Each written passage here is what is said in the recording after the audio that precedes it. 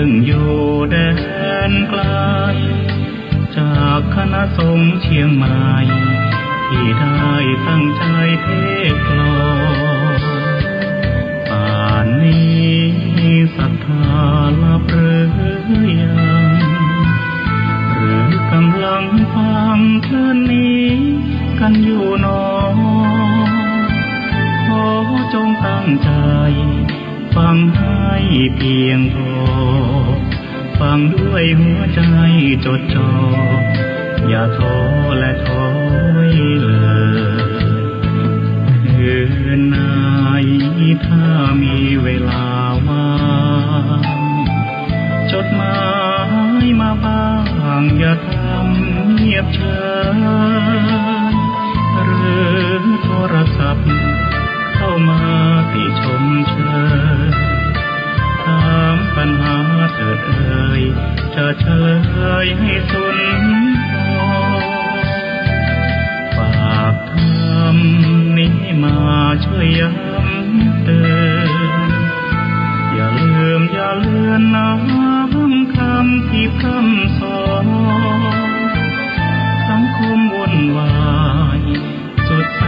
นอาวรณ์วันกลัวโลกจะรุ่มร้อนวันคำจะลับลอย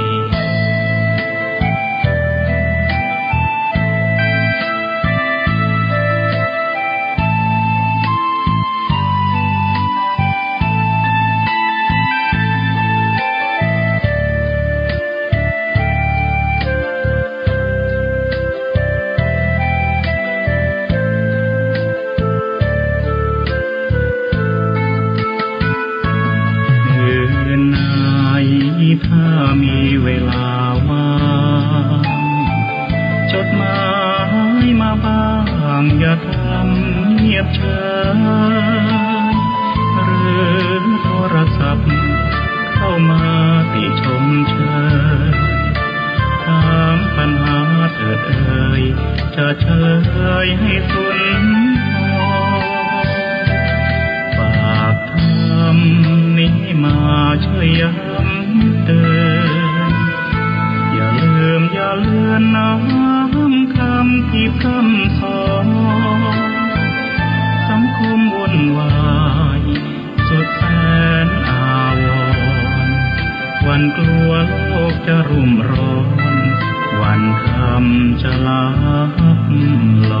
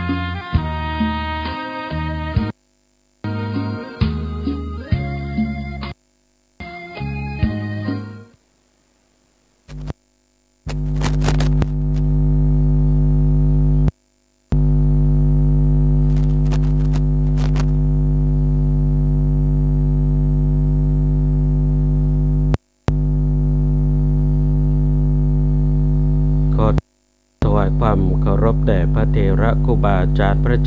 จ้าประสงค์จุตนจุองค์ขอเจริญพรกับศรัทธาสาธุชนทุกท่านผู้เข้ามาติดตามรับชมรับฟังรายการสารธรรมยามดึกวันนี้พบปะกันในช่วงเวลายามดึกของวันจันทร์เนาะศรัทธาญาติโยมทุกท่านวันนี้เราก็มาพบมาปะกันในช่วงเวลายามดึกของวันจันทร์ในวันนี้ก็เป็นวันจันทร์ที่18เดือนตุลาคม64เฉียงเหนือออก12ค่ำศรัทธาสาธุชนทุกท่านโอกาสเวลาที่เรามาพบมาปะกันในช่วงเวลายามดึกกันอย่างนี้ก็เป็นโอกาสเวลาที่เราทุกท่านได้พบได้ปะกันแล้วก็ปะกัน หลายช่องทางเนาะญาติโยมทุกท่านวันนี้ก็เป็นช่วงเวลาที่พบปะกันส่วนหนึ่งก็ทางการไลฟ์สดผ่านทาง Facebook ไลฟ์ญาติโยมทุกท่านก็รายการสารธรรมยามดึกต่างสถานีวิทยุรับฟังตัดสุเทพเมืองจังหวัดเชียงใหม่คลื่น104.50 เมกะเฮิรตซ์ทุกท่านกันตัวก็เป็นช่วงเวลาที่เราทุกท่านก็ได้พบได้ปะกันในยามดึกกันอย่างนี้แล้วก็ขอเจริญพรกับศรัทธาญาติโยมที่รับฟังยังช่วงเวลาทาง TikTok ในของช่องนาบุญวัดสันทรายวันนี้พบปะกันบ่ทราบว่าทาง TikTok เป็นจะได้ภาพออกมาเป็นภาพขาวดำเนาะสถานญาติโยมเป็นภาพขาวดำช่องของก็ต้องขออนุโมทนากับทางนาบุญแมนตัวนี้ฉะนั้นโอกาสให้ได้ใช้ช่องของตอนรับนาบุญวัดสู่รายการสารธรรมยามดึกอาตมาภาพพระครูวรสุตตเขตเจ้าวัดวัดสันทรายตำบลศรีดงเย็นอำเภอชัยประการจังหวัดเชียงใหม่ก็มีโอกาสได้พบได้ปะกับทุกท่านในช่วงเวลายามดึกกันอย่างนี้เข้ามาแล้วก็ช่วยกันกดไลค์กดแชร์คอมเมนต์ทักทายอุจจาสนทนากันเข้ามาตัวเนาะศรัทธาญาติโยมทุกท่านก็เป็นช่วงการเวลายามดึกก็มาโยเป็นคู่เป็นเกมกันในยามดึกเข้ามาแล้วญาติโยมทุกท่านก็ทาง TikTok ก็ช่วยกดติดตามด้วยเนาะช่วยกดติดตามด้วยทางนาบุญแมนจะได้ชื่นใจ ทางนาบุญแมนจะได้ชื่นใจก็เข้ามาพบมาเจอกันในยามดึกนะทาง TikTok แล้วก็ขอพบปะกับศรัทธาญาติโยมทุกท่านวันนี้อาจจะทั้ง FM AM เนาะญาติโยมทุกท่านก็ เป็นธรรมะกำเมืองนะญาติโยมทุกท่านเนาะเป็นธรรมะกำเมืองเข้ามาพบมาปะกันขออนุโมทนากับทุกท่านมากมายหลายท่านเนาะเข้ามาทาง TikTok ตัวเนาะเข้ามาแล้วต้องขออนุโมทนาตัวจะได้ก็ช่วยกดติดตามกันตัวเนอะญาติโยมทุกท่านช่วยกดติดตามกันตัวญาติโยมที่เข้ามาติดตามทาง Facebook ไลฟ์ก็ช่วยกดไลค์กดแชร์กันไปตัวเนาะคนละแชร์คนละแชร์ต่อก็ได้บุญเนาะญาติโยมเป็นโอกาสที่เปิดโอกาสผู้คนได้เข้าถึงรายการธรรมะกันนักขึ้นเนาะญาติโยมทุกท่านก็ต้องขออนุโมทนากับทุกท่านกันตัวเข้ามาอนุโมทนากับโยมลำพรบุตรศักดิ์ตัวเนาะเข้ามาติดตามรับชมรับฟังแล้วก็คอมเมนต์เข้ามาตัวไว้สาเจ้าอนุโมทนาตัวญาติโยมทุกท่านก็ช่วงการเวลาในยามดึกที่เรามาพบมาปะกันวันนี้ก็เป็นวันจันทร์ที่18เดือนตุลาคมพุทธศักราช2564วันนี้ก็ตรงกับเดือนเกี่ยงเหนือออก12ค่ำญาติโยมทุกท่านก็เป็นโอกาสเวลาของเราทุกท่านที่ได้มีโอกาสได้มาพบมาปะกันเนาะญาติโยมทุกท่านตั้งรายการสารธรรมยามดึกก็พบปะกันทุกวันจันทร์นะญาติโยมทุกวันจันทร์แต่วันจันทร์ในช่วงเวลานี้ก็เป็นโอกาสที่พบปะกัน4 ทุ่มถึง5 ทุ่มญาติโยมทุกท่านเนาะก็มีโอกาสได้พบได้เจอได้พบได้ปะกันอย่างนี้ก็เป็นโอกาสดีของเราทุกท่านได้พบได้ปะกันมาพบมาปะกันแล้วนะญาติโยมทุกท่านก็นำเอาสารธรรมนำฝากกับทุกท่านในยามดึกกันใจศรัทธาญาติโยมทุกท่านเพิ่นบอกว่าการใช้ชีวิตของเราอยู่บนเปิดโลกใบนี้ญาติโยมทุกท่านเพิ่นบอกว่าอดทนให้ได้อย่างก้อนเห็นญาติโยมทุกท่านเราก็จะต้องเรียกว่าจะต้องอดทนใช้ชีวิตบนโลกใบนี้ก็ต้องอดทนนะเพราะว่าบนโลกใบนี้มีหลายสิ่งหลายอย่างที่เข้ามาทดสอบจิตทดสอบใจทดสอบการดำเนินวิถีชีวิตของเรานะญาติโยมทุกท่านเราก็จะต้องอดทนได้เหมือนอย่างก้อนหิน ก้อนหินนี้ญาติโยมเนาะเป็นสิ่งที่แข็งก้อนหินนี้แข็งแล้วก็อดทนอดทน เราจะใจค้อนใจไม้บุบตีไปบนก้อนหินก็บะเกยบะเกยเลยที่จะเรียกว่าแสดงถึงอาการในความเจ็บปวดทุรนทุรายเดือดร้อนใครจะต่อว่าใครจะว่ากล่าวจะได้ก็ตามน้อยญาติโยมทุกท่านก้อนหินก็บะเกยสนอกสนใจบะเกยเป็นทุกข์กับกำอู้กำจ๋าบะเกยเป็นทุกข์กับสิ่งที่คนทั้งหลายนั้นจะติเช่นนินทาจะว่าจะกล่าวจะดุด่าว่ากล่าวจะใดก็ตามนะญาติโยมก็เขาก็จะต้องอดทนได้เหมือนกับก้อนหินญาติโยมทุกท่านเขาก็จะได้อยู่บนโลกใบนี้อย่างมีความสุขนะญาติโยมทุกท่านเขาก็จะต้องอดทนเหมือนอย่างกับก้อนหินนั้นเป็นสิ่งที่มีความอดทนชั้นใดก็ตามการใช้ชีวิตของเราบนโลกใบนี้ก็จะต้องอดทนเหมือนกับก้อนหินได้นะญาติโยมเพราะว่าจะถูกทดสอบจากสิ่งทั้งหลายบอกว่าจะเป็นการทดสอบจากดินฟ้าอากาศก็ดีเนาะบอกว่าจะเป็นฝนฟ้าที่ตกลงมานักเกินประมาณก็ดีจนน้ำท่วมก็ต้องอดทนให้ได้แม้ว่าฝนนั้นจะบ่ตกเกิดภัยแห้งแล้งก็จะต้องอดทนให้ได้เช่นเดียวกันนะญาติโยมแล้วก็แม้กระทั่งสภาพของอากาศอากาศหนาวเกินไปก็ต้องอดทนอดทนให้ได้เหมือนอย่างกับก้อนหินนั่นญาติโยมทุกท่านนี่คือเรื่องของการที่เราใช้ชีวิตบนโลกก็จะต้องอย่างนี้โดยญาติโยมเนาะจะต้องมีความอดทนเมื่อเรามีความอดทนต่อสิ่งทั้งหลายที่เข้ามาสู่คลองแห่งวิถีชีวิตของเราอย่างนี้แล้วเราก็จะอยู่บนโลกใบนี้ได้อย่างมีความสุขนั่นเองเนาะญาติโยมทุกท่านก็เป็นเรื่องที่เราทุกท่านอยู่บนพื้นโลกก็จะต้องทำชีวิตให้อดทนเพื่อเหมือนกับก้อนหินที่ทนต่อทุกสภาวะการต่อทุกสิ่งทุกอย่างที่เข้ามากระทบกระทั่งในวิถีชีวิตเราก็จะอยู่บนโลกใบนี้โลกที่บูดเบี้ยวโลกที่สมบูรณ์แบบนี้ได้อย่างมีความสุขถึงบ่สุขแต่ก็บ่ทุกข์เกินประมาณนอกสถานญาติโยมเมื่อใดที่เราอดทนได้อย่างนี้อดทนให้ได้เหมือนอย่างกับก้อนหินนะญาติโยมทุกท่านแล้วก็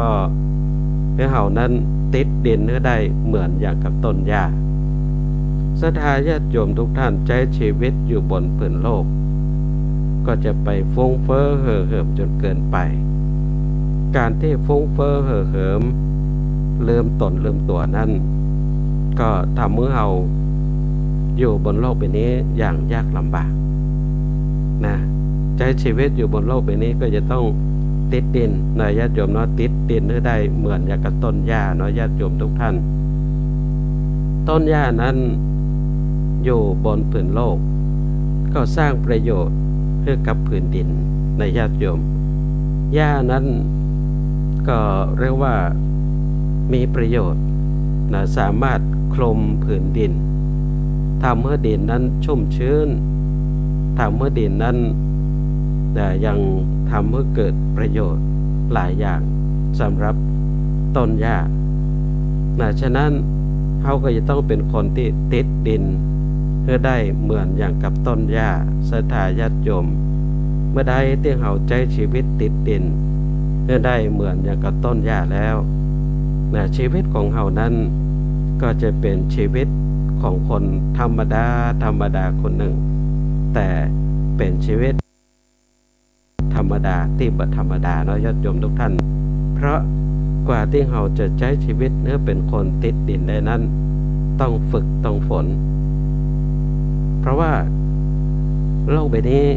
เขาใช้ชีวิตอยู่บนโลกใบนี้ ก็มักจะถูกอำนาจของกิเลสอำนาจของความโลภความโกรธความหลงเข้ามาครอบงำทำเมื่อเฮานั้นบางทีก็เริ่มนึกถึงการใช้ชีวิตติดดินนี่เองนะโยมเนาะบางคนนั้นก็ลืมฟุ้งเฟ้อเห่อเหิมใช้ชีวิตเรียกว่าบัติดดินพอใช้ชีวิตบัติดดินญาติโยมก็ทำให้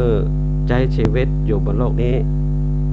เหมือนกับคนที่ลืมตนลืมตัวลืมเนื้อลืมตัวลืมฐานะของตัวเก่าบางคนนั้นมีฐานะบ่ค่อยดีสักตัวใดญาติโยมเนาะแต่ว่าโอ้ใจชีวิตบัดติดดินเอาเหตุเลยญาติโยมก็เป็นทุกข์กับการใช้ชีวิตกันอย่างนี้ฉะนั้นญาติโยมทุกท่านใช้ชีวิตอยู่บนโลกใบนี้ก็เพื่อใช้ชีวิตที่เรียกว่าติดดินให้ได้เหมือนอย่างกับต้นหญ้านั้นญาติโยมเนาะอยู่กับดินอยู่ตลอดเวลาดินที่ไหนมีดินที่ไหนก็มีหญ้าที่นั่นฉะนั้นการใช้ชีวิตของเฮาบนผืนโลกก็จะต้องเป็นชีวิตที่เรียกว่าติดดินให้ได้เมื่อใดที่เฮาใช้ชีวิตติดดินก็คือบุคคลธรรมดาที่บ่ธรรมดาที่ผ่านการฝึกฝนผ่านการอบรมผ่านการพัฒนามาแล้วนั่นเองฉะนั้นจึงเป็นคนธรรมดาที่บ่ธรรมดาสามารถที่จะยืนอยู่บนโลกนี้ได้อย่างสง่าผ่าเผยก็ด้วยการที่เรียกว่าผ่านการฝึกหัดขัดเกลาตนเองมาอย่างดีแล้วนั่นเองเหมือนอย่างคนที่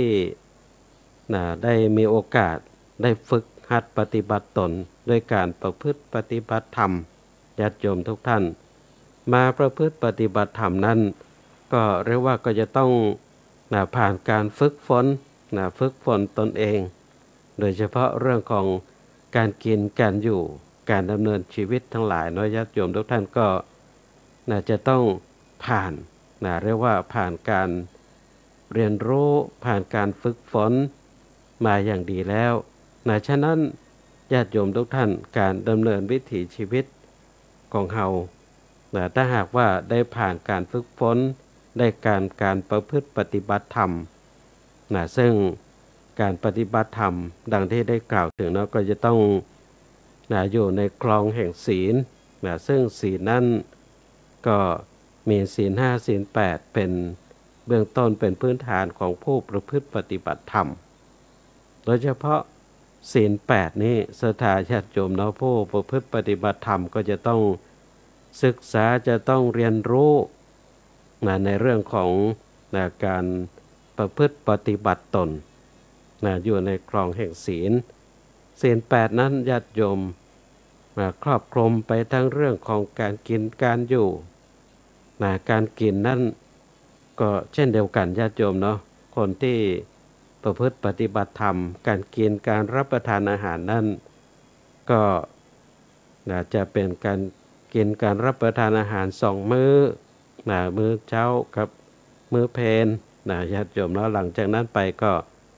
เป็นน้ำปานะก็ใช้ชีวิตแบบอย่างนี้ฝึกหัดคัดเกลาตนเองการเป็นอยู่ก็เช่นเดียวกันการเป็นอยู่ก็จะต้องอยู่อย่างคนที่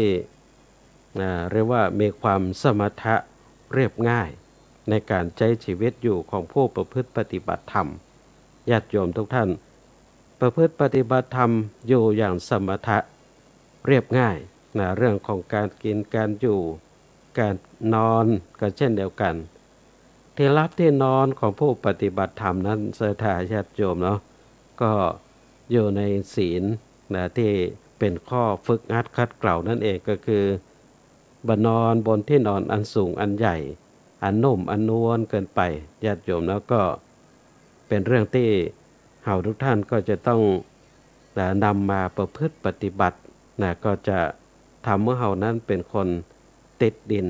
ได้อย่างกับต้นหญ้าญาติโยมทุกท่านนอกจากนั้นใช้ชีวิตอยู่บนผืนโลกจะใด ให้เฮามีความสุขเพิ่นบอกว่าให้ฝึกให้เป็นคนใจกว้างให้เหมือนอย่างกับท้องฟ้านี่กว้างขวางมากใดสถาญาติโยมเนาะท้องฟ้านี่กว้างขวางมากใดเอาลองสังเกตดูเนาะท้องฟ้าเขาพอท้องฟ้ามันกว้างมันขวางพอจนสุดสายตาพอไปทางใดสถาญาติโยมก็เรียกว่าพอบาหารที่สิ้นที่สุดเนาะของท้องฟ้าเขาก็จะต้องทำตัวนั้นเป็นคนใจกว้างให้ได้เหมือนอย่างกับท้องฟ้านั้นสถาญาติโยมพร้อมที่จะรับทุกสิ่งทุกอย่างมาสู่ครองแห่งวิถีชีวิตฉะนั้นเนี่ยสถาญาติโยมเขาก็จะต้องฝึกหัดปฏิบัติตนปฏิบัติตัวให้เป็นคนใจกว้างให้ได้เหมือนกับท้องฟ้าภายที่สามารถฝึกตนฝึกตัวให้ได้เป็นอย่างนั้นเนี่ยสถาญาติโยมแล้วก็เรียกว่าเป็นคนที่สุดยอดแล้วเป็นคนใจกว้างญาติโยมเราสามารถที่จะยอมรับอย่างได้ทุกสิ่งทุกอย่างคนที่ใจกว้างก็จะต้องผ่านการฝึกการประพฤติปฏิบัติตนเพื่อเป็นบุคคลที่ผ่านการฝึกหัดโดยเฉพาะเรื่องของการให้ทานสถาญาติโยมก็เป็นการฝึกให้เป็นคนใจกว้างการให้ญาติโยมในช่วงยุคการเวลานี้ช่วงของโควิดคนเฮานั้นก็จะเป็นคนที่ฝึกหัดคัดเกลากันอย่างนี้ให้เป็นคนใจกว้างเป็นคนจิตใจเอื้อเฟื้อเผื่อแผ่แบ่งปันให้แก่กันและกันมีหลายพื้นที่หลายท้องที่เนาะศรัทธาญาติโยมก็มีบอกว่าจะเป็นตู้ปันสุขก็ดีโต๊ะปันสุขก็ดีแบ่งปันความสุขให้แก่กันและกันอันนี้ก็เป็นการฝึกให้เป็นคนใจกว้างนอกจากจะเป็นผู้ให้แล้วก็จะต้องเป็นผู้ที่เสียสละตัวศรัทธาญาติโยมเสียสละก็เป็นการฝึกเฮาให้เป็นคนมีใจกว้างญาติโยมเนาะฝึกเฮาเป็นคนที่มีใจกว้างด้วยการที่เฮามีความเสียสละหรือที่เรียกกันว่าเป็นคนที่มีจิตสาธารณะญาติโยมเนาะจิตสาธารณะจิตอาสาก็ว่ากันไปแต่ทั้งหมดนั้นก็เป็นเรื่องของการฝึกตนฝึกตัวเป็นคนมีใจที่กว้างคนที่มีจิตอาสาญาติโยมจะเป็นคนที่ใจกว้างพร้อมที่จะช่วยเหลือพร้อมที่จะ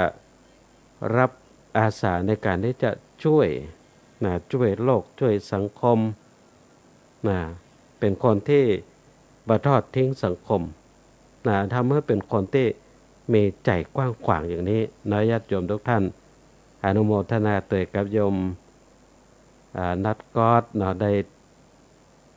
กดติดตามมาตัวขออนุโมทนาขออนุโมทนาแล้วก็ศรัทธาญาติโยมที่ติดตามรับชมรับฟังทางการไลฟ์สดไปทาง Facebook ไลฟ์ตัวเข้ามาแล้วก็ช่วยกันกดไลค์กดแชร์คอมเมนต์ทักทายอุจจาสนทนากันเข้ามาตัวแล้วก็ศรัทธาญาติโยมที่รับฟังทางการลิงก์สัญญาณไปที่สถานีวิทยุวัดไฟเห็นขึ้น 104.50 เมกะเฮิรตซ์ทุกท่านตัวที่รับฟังอยู่ก็รอถึงช่วงท้ายๆรายการก็จะได้เปิดสายหน้าใหม่ให้โทรศัพท์เข้ามาอุจจาสนทนากันสำหรับท่านที่ติดตามรับชมรับฟังทาง TikTok ก็สามารถที่จะคอมเมนต์ทักทายอุจจาสนทนากันเข้ามาได้เนาะขออนุโมทนากับโยมได้กดติดตามมาตัวขออนุโมทนาทุกท่านตัวที่เข้ามาติดตามรับชมรับฟังกันจะได้ก็ต้องขออภัยตัวทาง TikTok ก็บอกว่ามันเป็นจะได้เนาะพอกด ถ่ายทอดสดไปแล้วมันเป็นภาพขาวดำไปเหียเนาะญาติโยมเนาะมันไม่เป็นภาพสีเป็นภาพขาวดำไปเหียต้องขออภัยตัว จะได้ก็ขออนุโมทนาเข้ามาร่วมติดตามกันเนาะแล้วก็คอมเมนต์เข้ามาทักทายอุจจากันได้เนอะญาติโยมที่รับฟังผ่านทางTikTok ของช่องนาบุญวัดสนทรายตัวเนาะสามารถที่จะคอมเมนต์ทักทายอุจจาสนทนากันเข้ามาได้แล้วก็ญาติโยมที่รับฟังทาง Facebook Live ตัวแล้วก็สามารถที่จะคอมเมนต์ทักทายกันเข้ามาแล้วก็กดไลค์กดแชร์ไปตัวเนอร์ญาติโยมทุกท่านอนุโมทนายมทักทายเข้ามาสวัสดีครับอนุโมทนาตัวแล้วก็ดีครับขออนุโมทนาตัวก็เป็นธรรมะกำเมืองเนาะญาติโยมเป็นธรรมะกำเมืองอุจจาสนทนากันมาถึงเมื่อตะเก้เนาะต่อจากเมื่อตะเก้ว่าใจกว้างให้ได้เหมือนอย่างกับท้องฟ้าคนเราถ้าหากว่าเป็นคนที่มีจิตใจที่กว้างขวางก็จะทำให้เป็นคนที่เรียกว่าเป็นคนที่มีจิตสาธารณะมีจิตอาสาซึ่งจิตสาธารณะจิตอาสานั้นเป็นเรื่องสำคัญญาติโยมเนาะถ้าหากว่าบ้านใดเมืองใดประเทศใดก็ตามที่มีคนมีจิตสาธารณะมีคนจิตอาสานักๆนี่ญาติโยมเพิ่นบอกว่า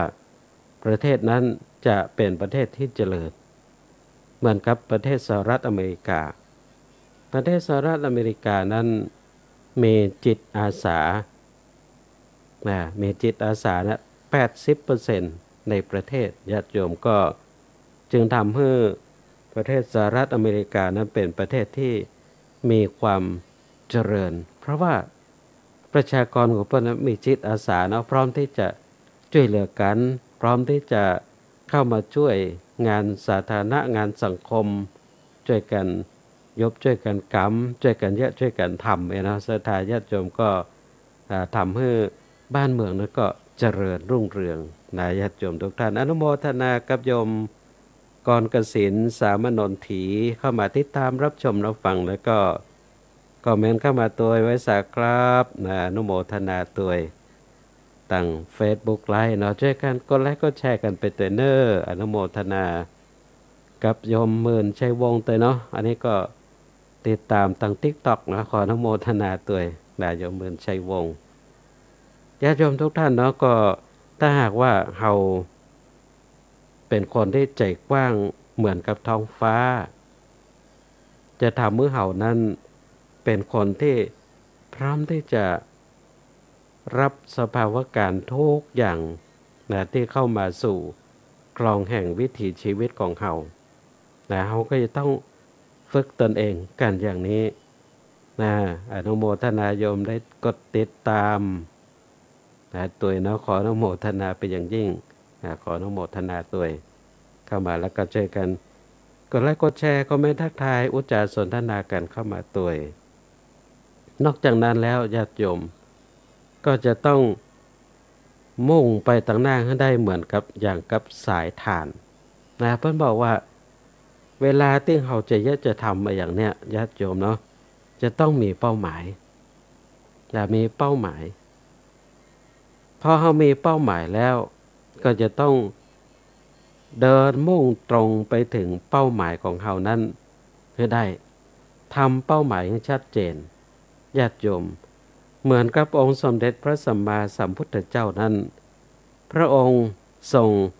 วางเป้าหมายของพระองค์นั้นอย่างชัดเจนแบบชัดเจนศรัทธาญาติโยม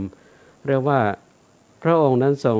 บำเพ็ญความดีทั้งหลายทั้งมวลเพื่อที่จะเข้าสู่ความเป็นพระพุทธเจ้าพระองค์หนึ่งบนโลกใบนี้40,000 อสงไขยปลายแสนมหากัปเนี่ยศรัทธาญาติโยมก็เรียกว่าเป็นปณิธานเป็นความมุ่งมั่นตั้งใจที่กว้างขวางแล้วก็มุ่งมั่นชัดเจนเรียกว่าวางเป้าหมายชัดเจนสำหรับองค์สมเด็จพระสัมมาสัมพุทธเจ้านับตั้งแต่ ได้รับการพยากรณ์จากพระพุทธเจ้าพระนามว่าทีปังกร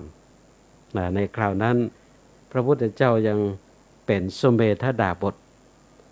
สุเมธดาบทนั้นศรัทธาญาติโยมทราบว่า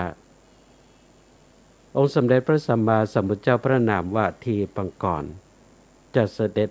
มาทางเส้นทางนั้นก็รอเฝ้าพอดีศรัทธาญาติโยม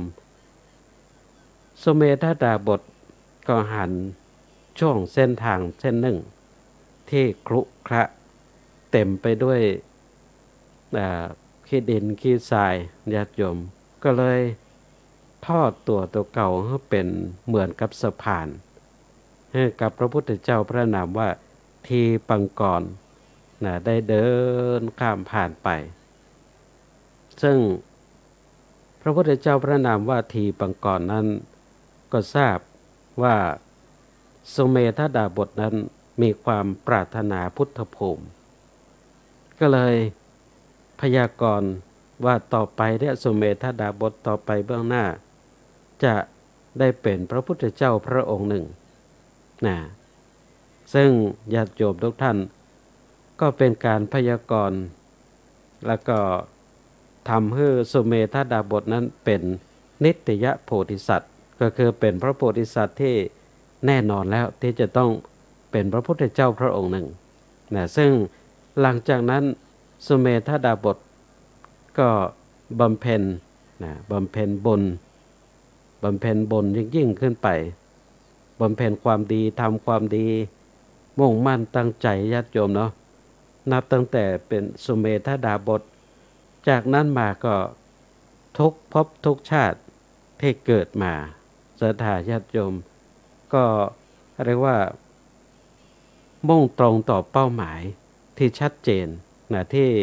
มีความมุ่งมั่นตั้งใจที่จะเป็นพระพุทธเจ้าพระองค์หนึ่งบนโลกใบนี้ก็บำเพ็ญเพียรทุกอย่างที่เราทราบกันเนาะพระชาติใหญ่ๆ10ชาติเตชะสุเนมะภูจนาวิเวนี่แหละญาติโยมเนาะในชาติสุดท้ายก็คือเป็นพระเวสสันดรอนุโมทนากับโยมหมื่นชัยวงศ์เตยเนาะก็คอมเมนต์เข้ามาทาง TikTok เนาะสาธุครับอนุโมทนาตัวอนุโมทนาโยมคอมเมนต์เข้ามาพระอาจารย์ครับใครอยู่ข้างหลังครับไม่มีใครอยู่ข้างหลังนะอย่าหลอกกันกลัวผีตอนดึกนะนั่งอยู่คนเดียวไม่มีใครโยมถามเข้ามาแล้วมีผีมีจริงไหมครับผีไม่มีจริงเนาะ มีวิญญาณนี่มีขออนุโมทนาด้วยพระพุทธเจ้านั้นศรัทธาญาติโยมก็มีความมุ่งมั่นต่อปณิธานที่ยิ่งใหญ่ญาติโยมแล้วว่าจะเป็นพระพุทธเจ้าพระองค์หนึ่งก็บำเพ็ญความดีบำเพ็ญบารมีมาทุกภพทุกชาติผ่านร้อนผ่านหนาวผ่านความทุกข์ความยากแสนสาหัสศรัทธาญาติโยมแต่องค์สมเด็จพระสัมมาสัมพุทธเจ้านั้นทรงดำเนินชีวิตตามที่ได้กล่าวถึงคือมุ่งไปข้างหน้าให้ได้อย่างกับสายทานเหมือนกับสายน้ำนี่ศรัทธาญาติโยมเนาะมันไหลไปทางหน้าเรื่อยๆบ่มีที่จะหวนปิ๊กขึ้นมามันไปทางหน้าเรื่อยๆถึงแม้จะไปเจอใส่อย่างที่มันถ้าว่ามีอย่างกั้นขวางน้ำก็ทะลุไปได้หมดศรัทธาญาติโยมมุ่งไปเบื้องหน้าเขาใช้ชีวิตก็เช่นเดียวกันจะต้องมุ่งไปสู่เป้าหมายของชีวิตที่เขามุ่งมั่นตั้งใจก็ทำเหมือนกับองค์สมเด็จพระสัมมาสัมพุทธเจ้านี่แหละญาติโยมพระองค์มุ่งตรงต่อปณิธานของพระองค์ที่จะเป็นพระพุทธเจ้าพระองค์หนึ่งบนโลกใบนี้ ก็บำเพ็ญบารมีอย่างเอาชีวิตเขาแลกแม้เมื่อมาถึงในคราวที่เกิดมาในภพชาติที่เป็นชาติสุดท้ายเนาะชาติสุดท้ายในศรัทธาญาติโยมแล้วก็มาเกิดในภพชาตินี้ที่จะมาเป็นพระพุทธเจ้าแล้วเนี่ยญาติโยมเนาะก็ยังผ่านนะต้องผ่านบททดสอบแหมหลายบททดสอบอนุโมทนากับโยมเพ็ญนภานสีกาวิโลตัวยเข้ามาติดตามรับชมรับฟังตั้ง Facebook ไลฟ์ได้คอมเมนต์เข้ามาตัวสาธุเจ้าแล้วก็ได้แชร์ต่อไปแหม1แชร์นะขออนุโมทนาเตเนอร์ญาติโยมทุกท่านแล้วก็ก่อนที่จะตรัสรู้เป็นพระพุทธเจ้านั้นก็ยังต้องผ่านบททดสอบนะตอนเป็นนักบวชสิทธัตถะในญาติโยมแล้วก็ผ่านบททดสอบมาอย่างมากมายในคราวที่บำเพ็ญทุกขกิริยาเป็นการบำเพ็ญที่เรียกว่ายากสำหรับผู้คนทั่วไปจะทำได้นั่นก็คือการเอาพระทนกดพระทนแล้วก็เอาลิ้นดันเพดานเหงือกเนี่ยญาติโยมเนาะเอาลองทำดูโอ้ได้สักกำเดียวศรัทธาญาติโยมทนไม่ไหวเอาเขี้ยวคบกันอนุโมทนาโยมคอมเมนต์คำทักทายเข้ามาสวัสดีครับหลวงพ่ออนุโมทนาตัวเอาเขี้ยวคบกันแล้วก็เอาลิ้นดันเพดานเหงือกเนี่ยศรัทธาญาติโยมลองทำไปเถอะโอ้ไม่ใช่ของง่ายๆกำเดียวนะโอ้ยมันปวดมันเจ็บเป็นปวดญาติโยมก็ต้องเรียกว่าใช้ความอดทนนักบวชสิทธัตถะก็เช่นเดียวกันอดทนเพราะมุ่งมั่นต่อปณิธานที่จะเป็นพระพุทธเจ้าพระองค์หนึ่งก็ใช้ความอดทนอย่างยิ่งจากนั้นก็ใช้วิธีการกลั้นลมหายใจหายใจเข้าหายใจออกในญาติโยมเนาะกั้นหมดเลยเบิ่งให้ลมเข้าเบิ่งให้ลมออกทรมานขนาดไหนญาติโยมเนาะแล้วก็สุดท้ายคืออดอาหารบกินเข้าอย่างซักอย่างจนร่างกายพายผอมหนังแห้งติดกระดูกเนี่ยศรัทธาญาติโยมก็เรียกว่าถ้าใจบ่มุ่งมั่นต่อปณิธานความตั้งอกตั้งใจอย่างแท้จริงแล้วก็บ่สามารถที่จะผ่านอุปสรรคของชีวิตเหล่านี้ไปได้ฉะนั้นญาติโยมเฮานั้นจะดำเนินวิถีชีวิตให้ประสบความสำเร็จได้นั้นเปิ้นจึงกล่าวว่าให้ใจชีวิตมุ่งไปข้างหน้าเพื่อได้เหมือนอย่างกับสายทานเหมือนกับแม่น้ำเขาก็จึงจะเข้าถึงสิ่งที่เราปรารถนาได้อย่างสำเร็จผลด้วยความมุ่งมั่นตั้งใจต้องตั้งปณิธานตั้งปณิธานของตนเองเนาะศรัทธาญาติโยมก็เรียกว่าการใช้ชีวิตต้องมีเข็มทิศมุ่งเข็มทิศเป้าหมายไปสู่สิ่งที่เราตั้งเป้าหมายเอาไว้ไปให้ถึงเป้าหมายที่เรามุ่งมั่นตั้งใจที่จะไปให้ถึงนั้นได้เนาะศรัทธาญาติโยมก็ญาติโยมที่รับฟังทางการลิงก์สัญญาณไปที่สถานีวิทยุวัดฝ่ายเห็นขึ้น 104.50 เมกะเฮิรตซ์ที่รับฟังอยู่ในช่วงเวลานี้จะโทรศัพท์เข้ามาก็เชิญได้เนอะตอนนี้เปิดสายหน้าใหม่เรียบร้อยโทรเข้ามาที่เบอร์โทรศัพท์0898523498 เนอะศรัทธาญาติโยมทุกท่านตอนใดจะโทรศัพท์เข้ามาอุจจาสนทนากันในยามดึกวันนี้ก็โทรมาได้เนาะโทรเข้ามาได้ที่เบอร์โทรศัพท์0898523498 เนอะญาติโยมทุกท่านรับฟังกันอยู่ที่ไหนอยู่ทางใดเป็นใจใดกันพ้องโทรเข้ามาอุจจาสนทนาทักทายประสัยกันได้เนาะในยามดึกของวันจันทร์วันนี้ ก็เฮาพบปะกันทุกวันจันทร์เนาะญาติโยมทุกวันจันทร์ในรายการสารธรรมยามดึก4 ทุ่มถึง 5 ทุ่มนะก็เป็นช่วงโอกาสเวลา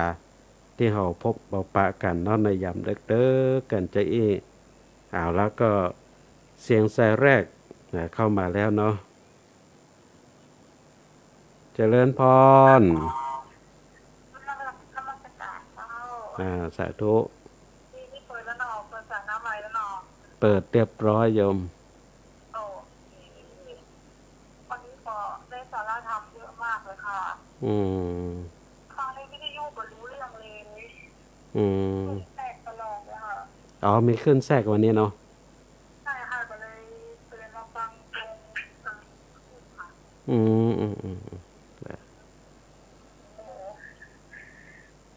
มันต้องมีความอดทนนะเนาะใช่ต้องอดทนแล้วที่วัดป่าที่จังหวัดกาญจนบุรีหนาวอย่างไรอ๋ออากาศเย็นๆยังไม่ถึงกับหนาวเนาะเย็นๆยังไม่เย็นแล้วนะอันนี้ร้อนอยู่อ๋อร้อนอยู่เจ้าฟังอ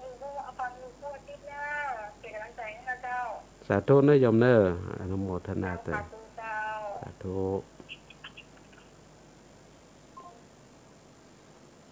ก็เสียงสายแรกในยามดึกวันนี้เนาะเสียงสายจากโยมที่ฟังจากตังแม่ริมนะโทรศัพท์เข้ามาอุจจาสนทนากันในยามดึกวันนี้ก็ทักทายประสัยกันเข้ามาก็บอกว่าโอ้วันนี้นะตั้งสถานีวิทยุนะขึ้น 104.50 เมกะเฮิรตซ์รู้สึกว่าจะมีคลื่นแทรกเนาะคลื่นแทรกฟังบอกให้รู้เรื่องนะก็สามารถรับฟังทาง Facebook ไลฟ์ได้ตัวยหน่อยญาติโยมทุกท่านเนาะเอาแล้วเสียงสายที่2ในยามดึกวันนี้เจริญพรครับผมครับอ๋อครับผมครับวันนี้โอ้ยอ๋อครับเป็นยังไงบ้างครับทางปังโมฝนตกไหมครับฮัลโหลครับฮัลโหลครับผมกำลังคุยอยู่อ๋อครับฟังอยู่ครับฝนตกไหมครับทางเชียงดาวไม่ตกอากาศวันนี้ไม่ตกเนาะครับวันนี้เย็นน้อยนะครับผมไม่ค่อยหนาวเลยครับจำอยู่ด้วยกันกี่รูปครับอาจารย์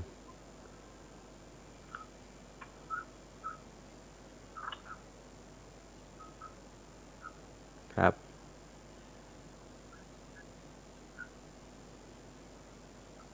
ครับยังไงก็ขอบพระคุณนะครับอาจารย์ที่ติดตามให้กำลังใจกันครับครับขอบพระคุณครับก็เสียงสายนี้เสียงสายจากครูบาอาจารย์เนาะตั้งเจียงดาวก็โทรศัพท์เข้ามาให้กำลังใจกันในยามดึกเนาะต้องขอบพระคุณเป็นอย่างยิ่งตัวศรัทธาญาติโยมที่รับฟังอยู่ในช่วงเวลานี้จะโทรศัพท์เข้ามาอุจจาสนทนากันก็เชิญได้นะถึงเข้ามาได้ที่เบอร์โทรศัพท์0898523498 เนาะศรัทธาญาติโยมทุกท่านนะที่รับชมรับฟังอยู่ในช่วงเวลานี้ก็สามารถโทรศัพท์เข้ามาอุจจาสนทนากันได้เนาะ0898523498 ก็เป็นช่วงการเวลาของรายการสารธรรมยามดึกที่พบปะกับศรัทธาญาติโยมทุกท่านทุกวันจันทร์4 ทุ่มถึง 5 ทุ่มนะก็เป็นช่วงเวลาที่เรามาพบมาปะกันอย่างนี้ศรัทธาญาติโยมทุกท่านก็เป็นช่วงเวลาที่เรามาพบมาปะกันแล้วก็มาเดินทางบนเส้นทางแห่งธรรมไปด้วยกันร่วมกันรับฟังสารธรรมนำฝากกับทุกท่านในยามดึกๆเกินจะเนาะต่างฝ่ายต่างก็ เป็นกำลังอกกำลังใจแก่กันและกันทำหน้าที่กันไปเนาะศรัทธาญาติโยมบนโลกใบนี้เราทุกคนก็แล้วแต่มีหน้าที่ก็ต้องทำหน้าที่นะทำหน้าที่กันไปแต่ละฝักแต่ละฝ่ายหน้าที่และความมุ่งมั่นสูงสุดแห่งวิถีชีวิตของเราทุกท่านที่เรียกกันว่ามุ่งไปข้างหน้าเพื่อได้เหมือนกับสายฐานนั้นศรัทธาญาติโยมเนาะสิ่งที่เรามุ่งมั่นตั้งใจนะโดยเฉพาะนะความเป็นนะเราทุกท่านนั้นต่างก็มีเป้าหมายสูงสุดของวิถีชีวิตนั่นก็คือเข้าสู่บรมสุขความสุขที่ยิ่งกว่าความสุขใดๆนั่นก็คือนิพพานนิพพานังปรมังสุขังนี่แหละศรัทธาญาติโยมเนาะเอาละเสียงสายที่3ในยามดึกวันนี้เจริญพรทำบุญเป็นประจำมันเสมอนี่ประโยชน์ให้มีนะครับประโยชน์การทำบุญครับประโยชน์การทำบุญเนาะการทำบุญนะก็ทำให้จิตใจของเราเป็นจิตใจที่ดีงามเนาะเป็นคนที่มีจิตใจกว้างขวางเผื่อแผ่เอื้อเฟื้อเผื่อแผ่เนี่ยเนาะก็เป็นประโยชน์แถมส่วนหนึ่งนั้นก็คือเป็นส่วนในการที่เราก็บำเพ็ญทานบารมีก็เป็น1ใน10ของบารมีที่องค์สมเด็จพระสัมมาสัมพุทธเจ้าก็ประพฤติปฏิบัติอยู่เนาะก็ถือว่าเป็นประโยชน์ขอโทษครับการทำนี่จะต้องอัพครับจะต้องอัพครับการที่เราทำบุญเนี่ยเนาะทำบุญบุญเป็นตัวหนุนเป็นตัวเสริมให้ชีวิตของเรานั้นมีความเจริญรุ่งเรืองเนาะถ้าตายไปต้องให้ผมไปผมครับจะไปอยู่ที่ไหนครับตายแล้วเราทำบุญเนี่ยเนาะมันก็ต้องส่งผลให้เราไปสวรรค์เป็นเบื้องต้นเนาะแต่ผมจะพยายามทำบุญจะได้บอกข้าพเจ้าเสียจากเกิดครับใช่ครับดีแล้วจะพยายามทำบุญให้มากที่สุดครับดีอนุโมทนาขอบคุณครับโยมฟังจากทางใดเนี่ยฟังจากแม่อ่อนครับแม่อ่อนเนาะต้องใช้ครับดีละครับพยายามทำบุญให้มากที่สุดครับสาธุอนุโมทนาเนอมุ่งมั่นตั้งใจเนาะมุ่งไปตั้งหน้าเหมือนสายน้ำเนออนุโมทนาครับแต่ยังมีลมหายใจอยู่ต้องขวนขวายหาบุญกุศลบารมีครับสุดยอดดีมากครับสวัสดีครับสาธุแล้วเสียงสายที่3ในยามดึกวันนี้เนาะญาติโยมเนาะเป็นเสียงสายจากญาติโยมปูนตังอำเภอแม่อ่อนโทรศัพท์เข้ามาเสียงสายเมื่อตะกี้เนาะเสียงสายซ้อนกันเนาะท้าย7550โทรเข้ามาใหม่โทรเข้ามาใหม่ท้าย7550เมื่อตะกี้โทรเข้ามาใหม่เมื่อตะกี้มันซ้อนกันเนาะก็ตอนนี้สายว่างแล้วโทรเข้ามาใหม่ได้เนาะเบอร์ท้าย7550โทรเข้ามาได้ตอนนี้สายว่างแล้วเมื่อตะกี้มันซ้อนกันก็ต้องขออนุโมทนาตัวกับญาติโยมต่างอำเภอแม่อ่อนเมื่อตะกี้เนาะโทรศัพท์เข้ามาว่ามุ่งมั่นตั้งใจจะทำบุญเพื่อทานเรื่อยๆตราบใดที่ยังมีชีวิตอยู่ก็จะตั้งใจทำเมื่อถึงที่สุดขออนุโมทนาตัวเป็นสิ่งที่ตั้งปณิธานมุ่งมั่นตั้งใจกันอย่างยิ่งอย่างนี้อนุโมทนาตัวแล้วเสียงสายที่4ในยามดึกวันนี้เจริญพร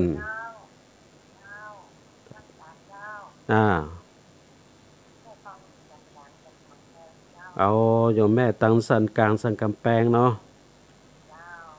สัญญาณเป็นจะได้บ้างแม่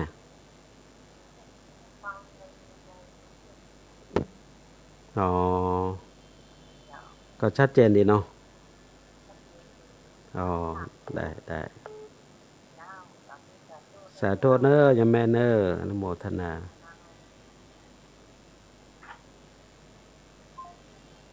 แล้วเสียงสายเมื่อตะกี้ซ้อนกันทำแล้ว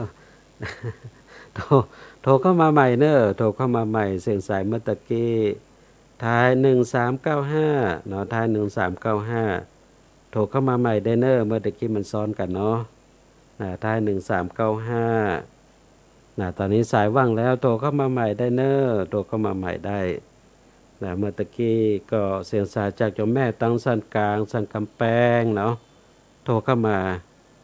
ทักทายอุจจาสนทนากันในยามดึกเป็นกำลังอกกำลังใจให้กันและกันเนาะญาติโยมก็ท่านใดจะโทรศัพท์เข้ามาก็โทรเข้ามาได้เนอในช่วงเวลานี้มาแล้ว1395เนาะเสียงสายที่5ในยามดึกวันนี้เจริญพรสาธุ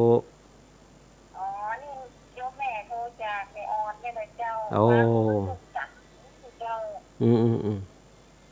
แต่โยมแม่ก็ได้โทรหาน้องไปยืนฟังอยู่ทุกจันนะเจ้าโอ้อนุโมทนาตัวมีโอกาสก็โทรเข้ามาอู้จากันเนาะเจ้าไว้สาเจ้าสาธุเนอร์ยังแม่เนอร์ไว้สาเจ้าสาธุแล้วเสียงสายที่5ในยามดึกวันนี้นะครับโยมเนาะก็เป็นเสียงสายจากตังแม่ออนเหมือนกันเนาะแม่ออนบอกว่าฟังอยู่ทุกจันทร์แต่ไม่ได้โทรศัพท์เข้ามาวันนี้ก็มีโอกาสโทรศัพท์เข้ามาตัวนะขออนุโมทนาตัวกับ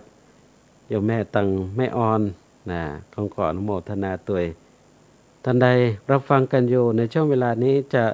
โทรศัพท์เข้ามาอุจจาสนทนากันก็เชิญได้เนอญาติโยมเนอที่เบอร์โทรศัพท์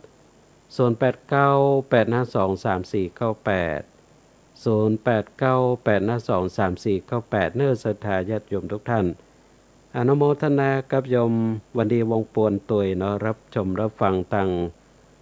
Facebook Live แล้วก็คอมเมนต์เข้ามาสาธุเจ้าแล้วก็แชร์ต่อไปแชร์เนาะขออนุโมทนาตุยนะครับโยมวันดีวงปวนเนาะขออนุโมทนาตุยอนุโมทนากับโยมทาง TikTok คอมเมนต์ทักทายเข้ามาดีฮะขออนุโมทนาตุยก็กดติดตามกันด้วยกดติดตามกันด้วยพบเจอกันเนาะทางรายการสารธรรมยามดึกญาติโยมก็พบปะกันก็เป็นการเผยแผ่ธรรม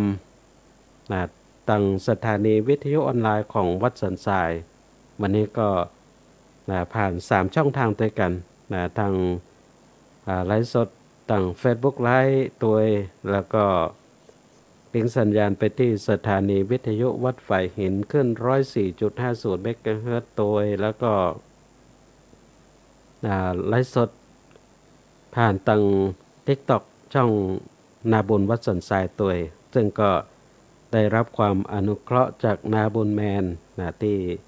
อนุเคราะห์ให้ได้ใช้ช่องนาบุญวัดสันทรายในการไลฟ์สดตัวแต่จะได้ก็ต้องขออภัยกับญาติโยมทาง TikTok แต่นะวันนี้ไลฟ์สดไปแล้วปรากฏว่ามันเป็นภาพขาวดำเนาะ ไม่ได้เป็นภาพสีสักกรรมน่าจะเกี่ยวเนื่องด้วยเหตุใดก็บ่ทราบได้เนาะต้องขออนุโมทนาครับเสียงสายที่6ในยามดึกวันนี้ตัวเนาะเสียงสายที่6ในยามดึกวันนี้เจริญพร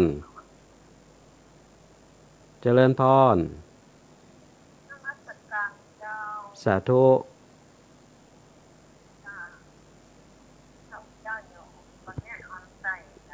โอ้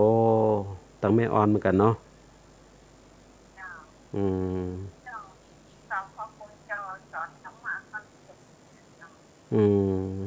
ได้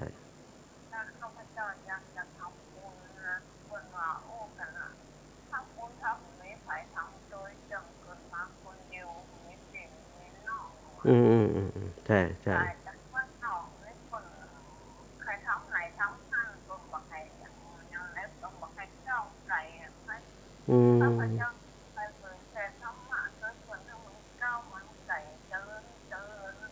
อืมอืม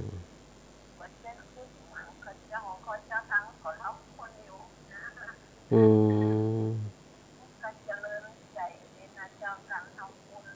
ใช่ใช่ทำแล้วสบายใจมีความสุขเนาะโยมแม่เนาะ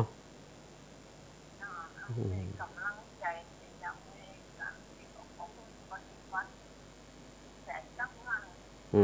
ม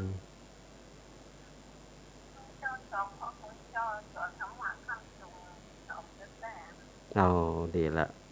อนุโมทนาตัวเนอร์โยมแม่เนอร์สาธุสาธุเนอร์เอาแล้วศรัทธาญาติโยมเนาะเสียงสายที่5ที่6เลยเนาะจากญาติโยมตั้งปูนตั้งแม่อ่อนใต้เนาะโทรศัพท์เข้ามาโอจาสนทนากันก็ทำบุญสุนทานศรัทธาญาติโยมเนาะทำคนเดียวก็เปิ้นบอกว่าบ่มีบริวารนะบ่มีบริวารบ่มีลูกน้องป้องปายนะฉะนั้นเวลาทำบุญเปิ้นถึงบอกบุญกันแผ่บุญกันเนาะเพื่อที่จะได้นะมีบริวารมีลูกน้องป้องปายนะอันนี้เป็นเรื่องของการสั่งสมบุญเรื่องของการทำบุญนะญาติโยมทุกท่านก็นะเป็นโอกาสเวลาที่เราพบปะกันในยามดึกเนาะสารธรรมยามดึก4 ทุ่มถึง5 ทุ่มเนาะก็ตัวติดตามกันได้ทุกวันจันทร์นะทุกวันจันทร์ก็เป็นช่วงเวลาของสารธรรมยามดึกที่เรามาพบมาปะกันนะวันนี้ก็มาถึงช่วงท้ายๆของรายการแล้วเนอะศรัทธาญาติโยมเนาะมาถึงช่วงท้ายๆของรายการแล้วนะท่านใดจะโทรศัพท์เข้ามาก็ยังได้แถมสักสายหนึ่งเนาะยังได้แถมสักสายหนึ่งถ้าจะโทรศัพท์เข้ามาอุจจาสนทนากันก็เชิญได้เนาะ0898523498 เนาะญาติโยมทุกท่านก็รับฟังกันอยู่โทรกันเข้ามาได้เนาะ0898523498 ก็เป็นช่วงการเวลาที่เรามาพบปะกันอย่างนี้นะทุกท่านก็ต้อยติดตามรับฟังกันมาทุกจันทร์ก็ต้องขออนุโมทนาเป็นอย่างยิ่งสำหรับนะการต้อยติดตามให้กำลังใจกันเนาะญาติโยมตั้งนะสถานีวิทยุวัดไฟหินที่รับชมรับฟังตั้งการไลฟ์สดตั้ง Facebook ไลฟ์ตัวแล้วก็ไลฟ์สดตั้ง TikTok ช่องนาบุญวัดสันทรายตัวเนาะศรัทธาญาติโยมก็ต้องขออนุโมทนากับทุกท่านกันตัวเนาะที่ตัวติดตามรับชมรับฟังกันอย่างนี้ก็มาถึงช่วงท้ายของรายการแล้วใกล้จะหมดเวลาแล้วนะญาติโยมทุกท่านเนาะก็ต้องขอถือโอกาสนี้นำรายการสารธรรมยามดึกจากลาท่านผู้ฟังกันไปโดยโอกาสเวลาเพียงเท่านี้นศรัทธาญาติโยมทุกท่านขอพระคุณพระเถระครูบาอาจารย์พระเจ้าประสงค์เจ้าตนเจ้าองค์ที่เข้ามาติดตามรับชมรับฟังแล้วก็ขออนุโมทนากับศรัทธาญาติโยมทุกท่านตัวที่เข้ามาติดตามรับชมรับฟังแล้วก็กดไลค์กดแชร์คอมเมนต์ทักทายอุจจาสนทนากันเข้ามาตัว